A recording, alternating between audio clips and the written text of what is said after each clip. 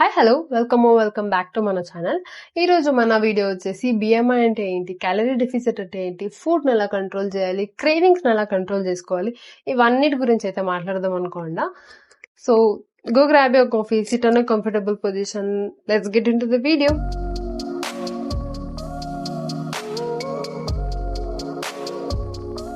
So first BMI అంటే body mass index. అంటే మనం ఉండాల్సిన హైట్ కి మనం ఎంత వెయిట్ ఉండాలి.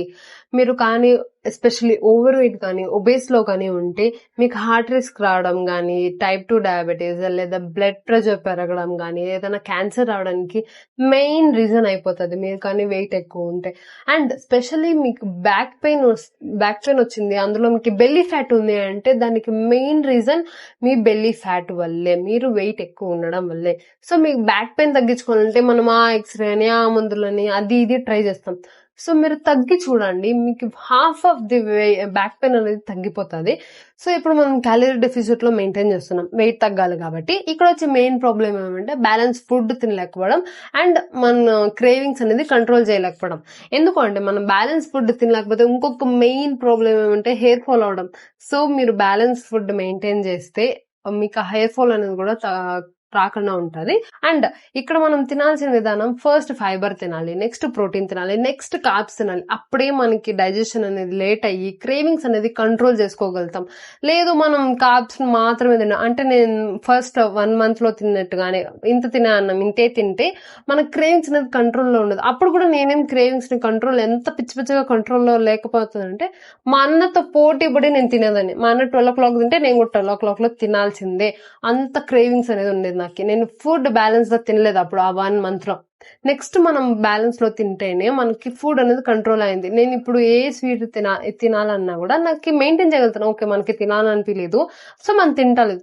సో ఫుడ్ బ్యాలెన్స్ లో తినడం అనేది మెయిన్ ఇంపార్టెంట్ అని. సో ఇప్పుడు మనం క్రేవింగ్స్ ని ఇంకొక విధానం కూడా కంట్రోల్ చేయొచ్చు. ఫస్ట్ మీరు నీళ్ళు తాగండి, ఒక 10 to 15 minutes వెయిట్ చేయండి. లేదు నాకు అప్పుడు కూడా క్రేవింగ్స్ వస్తుందంటే ఏదైనా ఫైబర్ అనేది వెజిటేబుల్ తినండి, అంటే క్యారెట్ గానీ, కార్న్ గానీ ఇలాంటిది. సో అప్పుడు కూడా మీకు కంట్రోల్ లేదు అంటే అప్పుడు మీరు ఏదైనా స్వీట్ తినడానికి ట్రై చేయండి, లైక్ చాక్లెట్ కానీ, డార్క్ చాక్లెట్ కానీ తినడానికి ట్రై చేయండి. అప్పుడు కూడా మీరు తక్కువనే తింటారు, ఎందుకంటే మీరు వాటర్ తాగింటారు లేదా ఫైబర్ తినింటారు కాబట్టి మీకు స్వీట్ అనేది ఎక్కువ తినకుండా మెయింటైన్ చేయగలుగుతారు. సో ఇప్పుడు మనం ఫుడ్ అనేది ఎలా తినాలి అనేది తెలుసుకున్నాం కదా.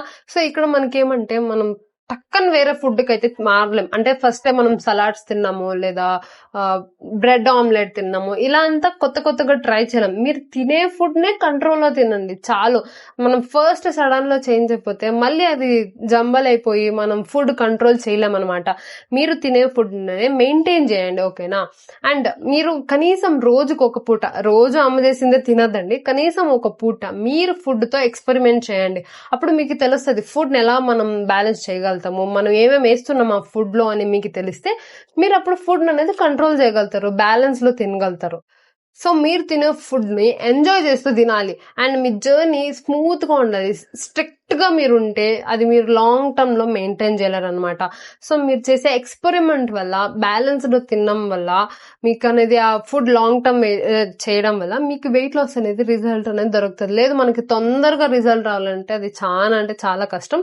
మీరు ఎక్స్పెరిమెంట్ చేస్తే ఓకే ఫుడ్ బాగా వచ్చింది, నెక్స్ట్ టైం ఇంకెప్పుడైనా ట్రై చేద్దాము అనేసి అంటే అప్పుడు మెల్లిమెల్లిగా మీరు ఫుడ్ మార్చుకోవచ్చు. సడన్ గా మనం చేంజ్ చేస్తే అది కుదరదు. మీరు ఫుడ్ ని ఎంజాయ్ చేస్తేనే, వెయిట్ లాస్ ని ఎంజాయ్ చేస్తేనే మీరు వెయిట్ అనేది తగ్గగలుగుతాం. లాంగ్ టర్మ్ లో మనం వెయిట్ లాస్ అనేది చేయగలుగుతాం అనమాట. సో నా వెయిట్ లాస్ జర్నీలో నేను ఫాలో అయిన టిప్స్ అయితే ఇది.